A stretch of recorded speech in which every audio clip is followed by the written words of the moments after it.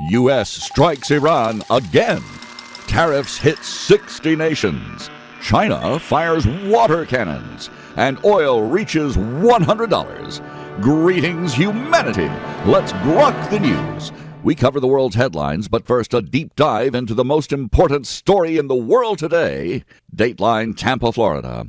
U.S. Central Command reports American forces have completed a 13th consecutive night of precision strikes against Iranian military targets. The latest wave began late Thursday and focused on command centers, air defense systems, missile and drone storage sites, coastal service facilities, and logistics infrastructure along Iran's southern coast. Officials say the mission continues to degrade Iran's capacity to threaten commercial vessels transiting the Strait of Hormuz. President Donald Trump directed the ongoing campaign after Iranian forces resumed attacks on shipping in the vital waterway that covers roughly one-fifth of the world's oil. CENTCOM stated that the strikes hit operations centers and maritime capabilities used to launch drones and missiles against tankers and other vessels. Video released by the command shows munitions striking multiple sites. This observer has seen some of those videos. It's startling, frightening. You wouldn't want to be on the other end of it. Iran has responded with its own attacks.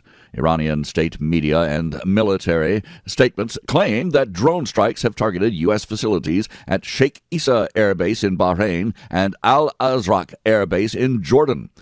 Reports describe hits on fuel tanks, aircraft hangars, warehouses, and accommodation areas. Explosions were also reported near U.S. positions in Iraq's Kurdish region.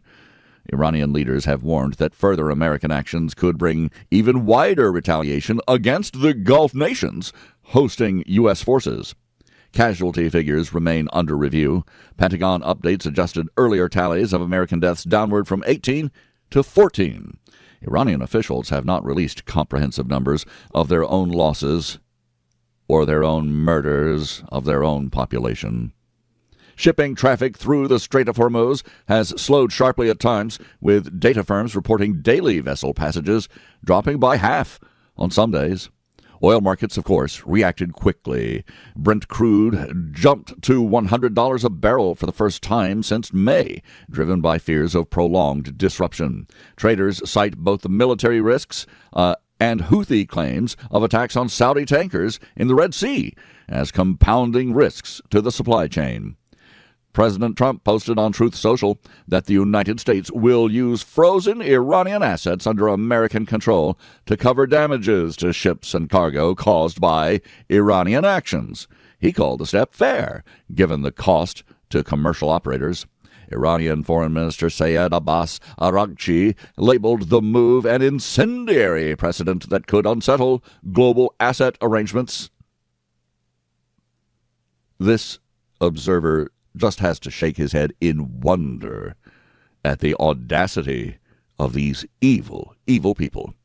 Iran rejected an Iraqi-mediated ceasefire proposal, saying it failed to address control of the Strait of Hormuz. Iranian negotiators have insisted any reopening of the waterway must occur under Iranian arrangements. President Trump has said Iran desperately wants talks, yet added that the United States is not finished applying pressure and will not allow Tehran to obtain nuclear weapons. The conflict has now stretched across nearly 2 weeks of daily exchanges following the collapse of an earlier memorandum of understanding. U.S. officials emphasized the strikes are limited to military targets tied to threats against civilian shipping. Iranian statements framed the American campaign as aggression and vow continued resistance. Allied partners in the region are monitoring developments closely. Saudi Arabia has faced Houthi claims of tanker attacks, while Bahrain and Jordan host facilities that Iranian drones reportedly targeted. Commercial insurers have raised rates for vessels operating near the Gulf, adding further cost pressure on global energy trade. CENTCOM continues to release updates confirming the completion of each night's strikes and stating the objective remains the protection of innocent mariners. No public deadline for the campaign has been set. President Trump has stressed that previous administrations should have acted much earlier against Iranian intentions and that the current effort is proceeding successfully. Not swiftly enough for this observer, or certainly not for the Iranian people, the proud Persians who wish to have their freedom. I guess one shouldn't complain. Markets and governments worldwide are watching the Strait of Hormuz for any further interruption. The combination of sustained American aviation and naval action, Iranian retaliatory drones and missiles, and secondary Houthi operations have kept energy prices elevated and shipping operators on high alert. Further statements from both Washington and Tehran are expected as the 13th night of strikes concludes and planning for the next phase continues. I'm Robert Gardner, using GROK each weekday to truthfully summarize the news. Well seasoned with my opinions, of course. I hope you can tell the difference. We review a roundup of the most critical reports in the world right after this. M.S. Gardner, my darling wife, is author of Wolf's Bane, a dark, serious, modern take on an old fairy tale, a page-turning Southern Gothic story for adults. Wolf's Bane, available now at thecuriousauthor.com, all one word, or amazon.com. Now we grok the news with headlines from around the world. Dateline, Washington. The Trump administration imposed new tariffs of 10 to 12.5% on imports from 60 trading partners, citing failures to curb forced labor. The duties replace expiring temporary measures and apply to nearly all goods. Well, this, of course, drew criticism from Canada, New Zealand, and other allies who warn of higher costs. Dateline, Manila. Chinese Coast Guard vessels fired water cannons at Philippine ships near Scarborough Shoal during a humanitarian mission, according to Philippine officials. Close-range blasts and dangerous maneuvers risked the crews, but caused no injuries. Beijing called the action lawful expulsion from its claimed waters. Dateline, the second Thomas Shoal. Philippine Navy personnel reported a Chinese Coast Guard officer struck a sailor on the head with a wooden baton during a confrontation and damaged a rubber boat. China accused Philippine forces of starting the clash near the grounded Sierra Madre vessel ahead of the ASEAN meetings. This observer will note for you, this is not an opinion, that the grounded Sierra Madre vessel is an interesting part of geopolitics, as the Philippines have continued to man the grounded vessel, for many, many years, as a point to maintain territorial integrity. Dateline, Washington. House Republicans advanced SAVE Act provisions through a budget resolution requiring proof of citizenship for voter registration and photo ID at the polls. How hard is that? Supporters call the measures essential for election integrity. Opponents describe them as an attempt to restrict access. This observer says, no kidding. We want to restrict access to American citizens and no one else. And when I say we, I mean we the people, the American people. Even Democrat voters want this. It's just the people in Washington who represent the establishment who don't. Dateline, Washington. The Department of Homeland Security reported 14 consecutive months of zero releases at the southern border under current enforcement policies. Official credit sustained low illegal crossings and expanded operations for the historic trend in border management. This observer will remark, they said it couldn't be done. Trump did it. Dateline, Kiev. Ukrainian President Volodymyr Zelensky has removed his top army general. Amid internal pressures and protests, a new commander has been appointed as Ukrainian forces continue strikes on Russian Black Sea logistics and ferries. This observer wonders what it all means, as the Prime Minister of Ukraine, is that correct? Yes, the Ukrainian Prime Minister, the Defense Minister, and now this general removed. Dateline, Kiev. Russian forces launched one of their largest ballistic missile packages of the war, targeting Kiev and other regions with dozens of missiles and drones. Ukrainian defenses intercepted many, though strikes caused civilian casualties and damaged infrastructure. Dateline, Guérin, France. Wildfires driven by extreme heat forced the evacuation of roughly 20,000 people in southwestern France, many tourists leaving campsites by boat. Spain declared a state of emergency in the Madrid region as fires spread across Western Europe. Dateline Washington. The United States and Saudi Arabia signed a civilian nuclear cooperation agreement, giving American firms priority access.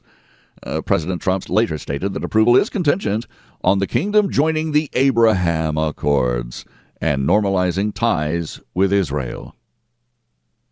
Well, you didn't think Trump was just giving it away, did you? Dateline Madison, Wisconsin.